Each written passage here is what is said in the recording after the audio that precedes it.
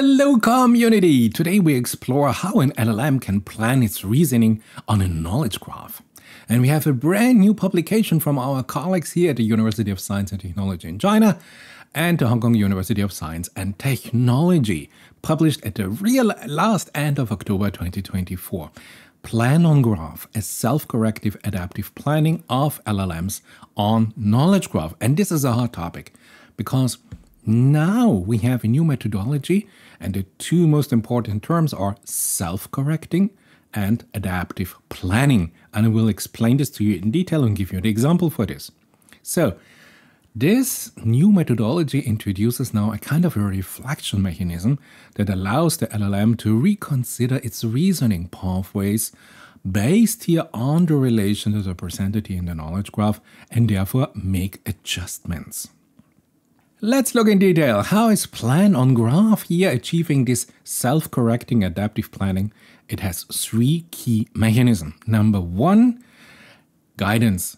The user question, the query, is decomposed into sub-objectives or sub-queries, each presenting here a specific condition that must be met to answer the question. Now, the LLM creates this, and these sub-objectives guide you the exploration on the hyperplanes of the knowledge graph by focusing here the LLM's attention now only on relevant parts of the graph, thereby constructing subgraphs.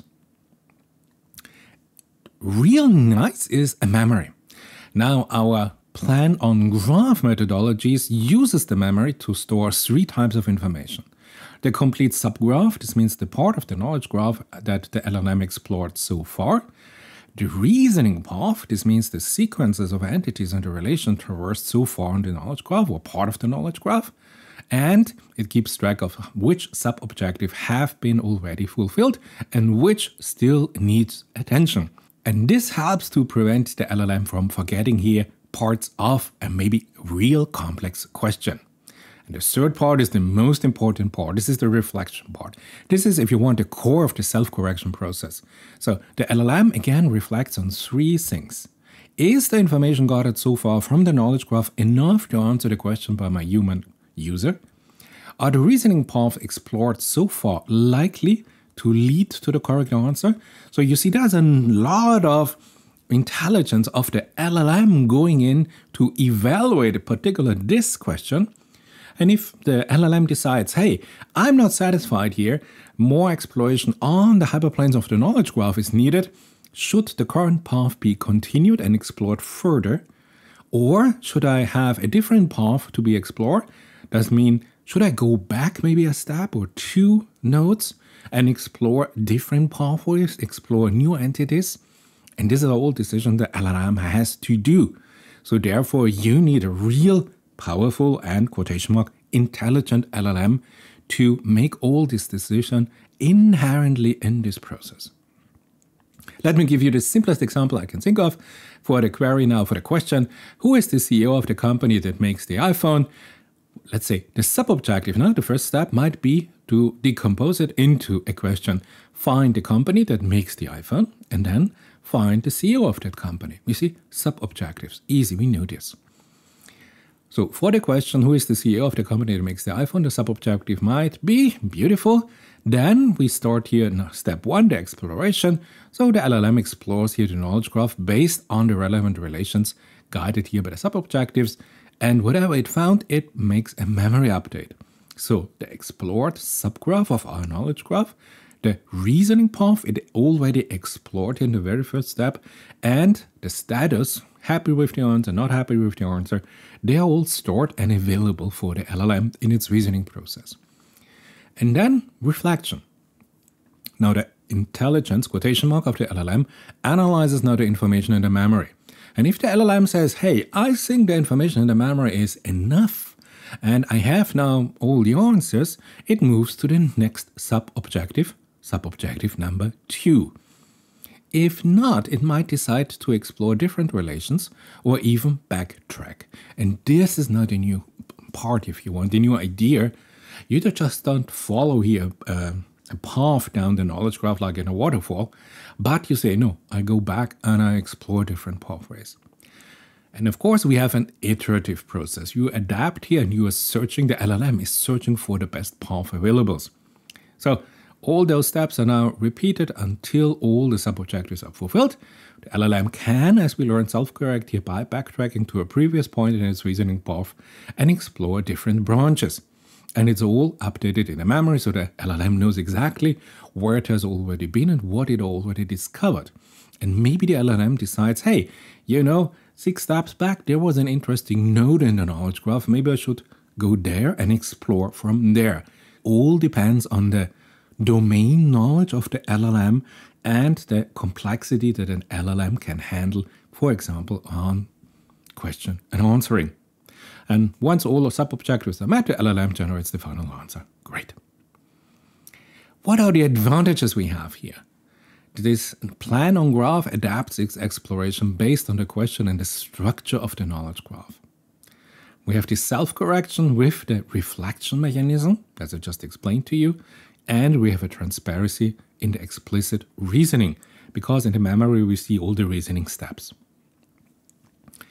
You remember that I showed you 1 week ago this publication here, also by MIT and the Chinese University of Hong Kong, Decoding on Graph. And this was another methodology. And if we have a look, and this is the video for you, Decoding on Graphs, Empower LLMs with Knowledge Graph by MIT. If you have a look at this, you might ask yourself, okay, what's the difference to this particular methodology, where we also have a beam search, we have a token level beam search and a triplet level beam search, as I explained in this video. Here, a very short summary. What are the differences here on Decoding on Graph from this video and today's video here, Plan on Graph.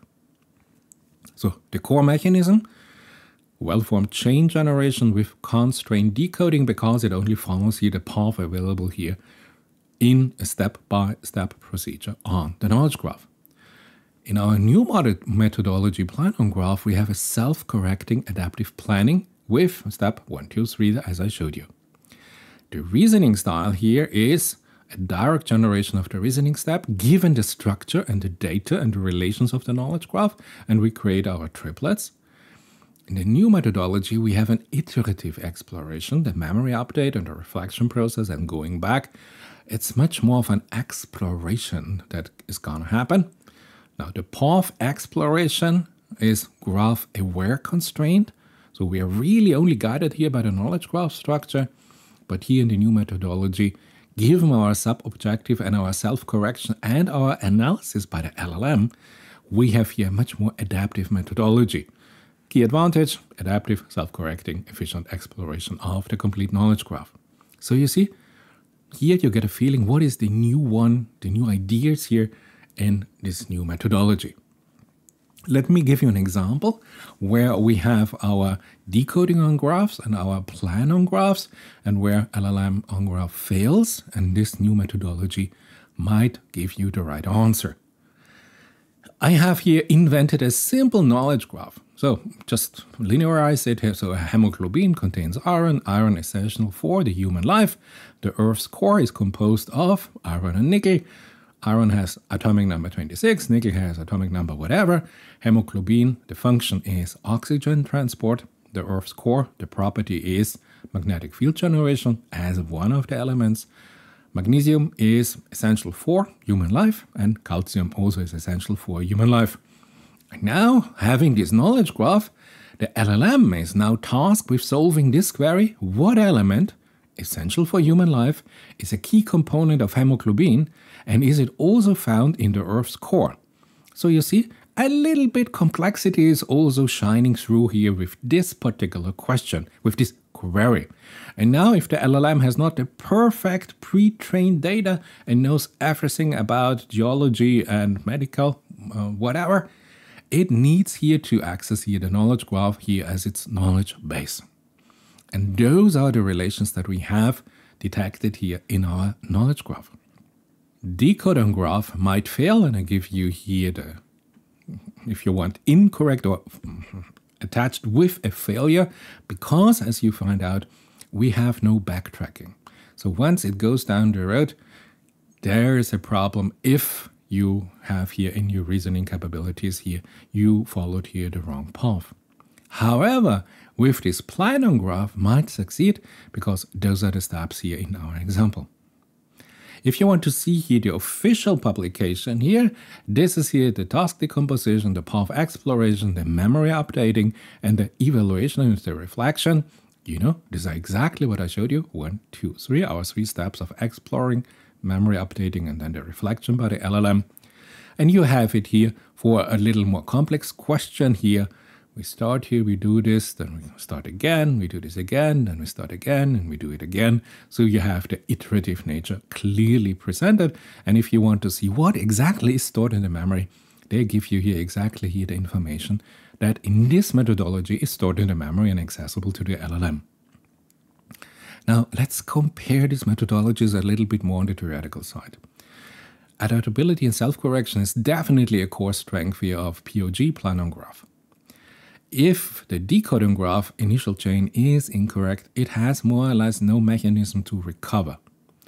However, our other methodology can backtrack, explore different branches, and refine its reasoning path, given that the LLM says it's necessary, analyzes it, and says, I'm not satisfied with the current result. For complex question, I think it is clear that with this sub-objective decomposition here in planar graph makes it better suited for handling more complex, more multi-hop question. However, this breakdown into sub-question into smaller manageable part is not without its own limitations and problems. So keep in mind, it's a nice methodology, but your LLM must be really powerful and must be really pre-trained and fine-tuned on this domain knowledge to be able to do this. On the other side here, decoding graph with a single chain approach might struggle with complex questions. Efficiency. While this planar graph might seem more complex, its adaptive nature can actually lead to a greater efficiency and a higher accuracy. This DOG with its fixed breadth, although we have a beam search parameter that we defined at the beginning, this might waste kind of our resources exploring here unproductive path. The strength, however, if we go now here with the decoding on graph, are also there, because its simplicity makes it easier to implement and potentially more generalizable to different knowledge graphs. The constrained decoding mechanism of, as I showed you in the video, of decode on graph is straightforward and does not rely on complex reflection that might go wrong with the LLM, or maybe the LLM decides to do some, I don't know, hallucination at that point, then you're also in deep trouble with planar graph. So the simplicity of decoding graph can be a very positive thing if you only have restricted computational resources, or if you're dealing with a lot of knowledge graph with very different structures. So I think what you have to ask yourself is, do I have a complete knowledge graph that I can be sure that I don't have to backtrack, I don't have to explore, but I really have for a particular domain all the necessary information in a complete knowledge graph with a complete subgraph that is domain specific?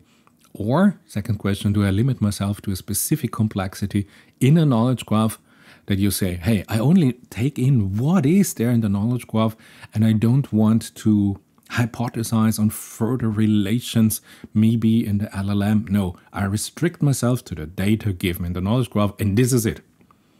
This can be also really beneficial. So there you have it. While here our planar graph is more elaborate, its precision is not always guaranteed to be always higher here, especially if you do here this for simpler questions. The effectiveness of both methodologies depend here on your specific question, on the specific knowledge graph structure, on the data encoding, and of course the LLM capabilities, its pre-training capabilities. Was it right fine-tuned? You remember, if you do the fine-tuning wrong, you can get a lot of trouble because it overrides here the pre-trained knowledge. However, remember, in some cases here, the simpler decoding graph, the simple chain generation might be sufficient. And it may also lead you to better results because sometimes the LLMs just hallucinate and go crazy. So I would say for more complex questions here, this planar graph adaptability and self-correction mechanism, if it works and you have a control mechanism, gives it a higher potential for a higher precision.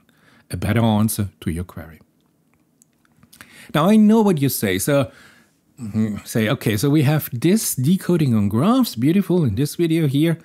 And then you say, so this new plan on graph, it is better. It has a higher complexity, but given here it's 1, 2, 3 points, it also leads here to a higher accuracy. Yeah, I think this is it. So maybe you start here with the MIT version from decoding on graphs and you move over then to today's topic.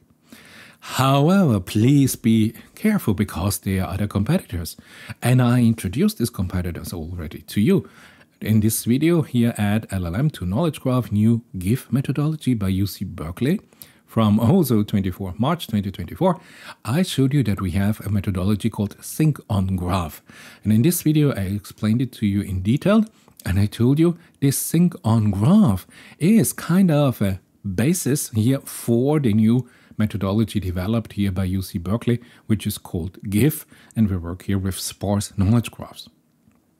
And I told you here just weeks ago, both methods, Think on Graph and GIF, are remarkable advancements here in integration of LLMs and the data in the knowledge graph that now augment the LLM reasoning capabilities. So, what happens now if you have these two models? Where are they now? Now, if we go here with what I just showed you here, this decoding on graphs and plan on graph here, I think they are smack in the middle. Because the authors of Plan on Graph argue that they used here, or they see here, this Think on Graph as a reference point for their development. So therefore, this would be here the perfect position. However, also remember, UC Berkeley said this new GIF is also kind of based on the ideas here on Think on Graph. Therefore, at the moment, I would say this new Plan on Graph and UC Berkeley's GIF, I would see them really on par as equal partners in their abilities. They have different mechanisms. You see sparse knowledge graph here, and you hope here to have a complete knowledge graph. But otherwise, I think here you have it. 1, 2, 3, 4 methodologies I presented to you in my videos, and that you have now an idea what are the strengths, what are the weaknesses, and when to use what methodology to have here this new knowledge graph integrated paradigm that you have a better LLM reasoning capability. But of course, let's be clear now. The real star here is Howard.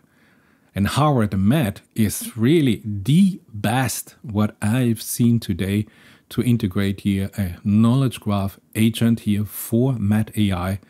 And how they do here the synthesis between the data of the knowledge graph and to create here a medical LLM reasoning capability, I think this is really outstanding.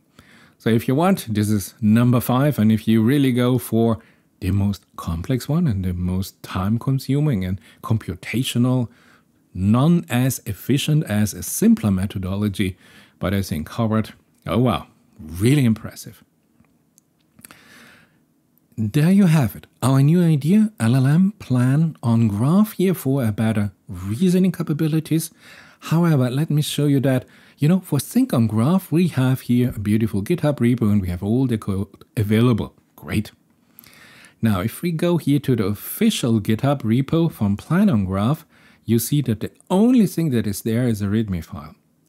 And they tell us, okay, just 3 days ago it was published, I understand.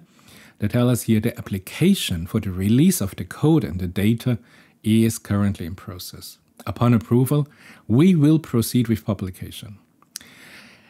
This is something where I said this is a pity, because if we would have here their data, it would be so much easier to understand what is going on and code it ourselves or try to replicate the code, but it is not there.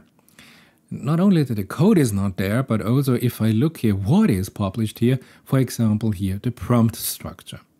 And they give us here in their literature here, the authors, here the task decomposition prompt structure. But if you see this, please break down the process of answering the question into as few sub-objectives as possible based on semantic analysis. And then they say, and now we have here to insert here some few short examples that are not given. You know, it's a pity that they don't show how to do it and what examples to use for us to better learn this methodology and help this methodology maybe to be more widely available. And even if I look here at the second path here, 1, 2, 3, the path exploration. As you can see here, there are a lot of information here in the specific prompts missing. And what they give us is, I would say, of course, this is self-explanatory that you have this and the memory update here, So we have only some very, very basic information, which I think is a little bit of a drawback here for this particular study, because the idea is beautiful. It's really nice. It is positioned here in our 5 methods that I showed you here with knowledge graph and LLM at a beautiful sweet spot, I think. But they have to apply here for being allowed to publish the code. And looking here at the partner, I can't tell you, is it the university itself that tells here the researchers, hey, you are not allowed and you have to apply that the code is officially published? Or is it because we have here a commercial entity, Alibaba Cloud Computing, that they might say, hey, this seems like an interesting code, so maybe we decide otherwise as a commercial acting company that is acting globally here. So you see, this is, I don't know how to say this. It is interesting to have not only academia, but also have here industry on board. But if one of the consequences of maybe having an industrial partner, that maybe this industrial partner will determine if the code and if further insight into the methodologies are, if those researchers are not allowed to publish it, I understand both sides. I understand that if a company says, okay, this was done with us in-house in our company, so this all belongs to us, I understand this point.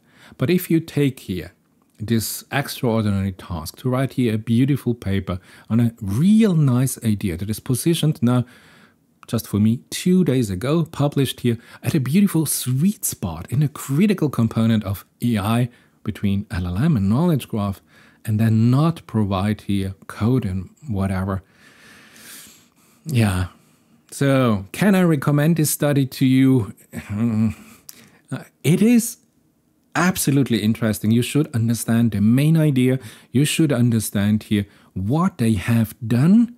Unfortunately, we cannot here kind of evaluate it further, but maybe we take the step and say, okay, if this is the current state of the art, maybe next week some other group here somewhere in the world, based on these ideas, will come up with some brand new ideas, and maybe they will be allowed to publish the code, so they will contribute here to the global AI community.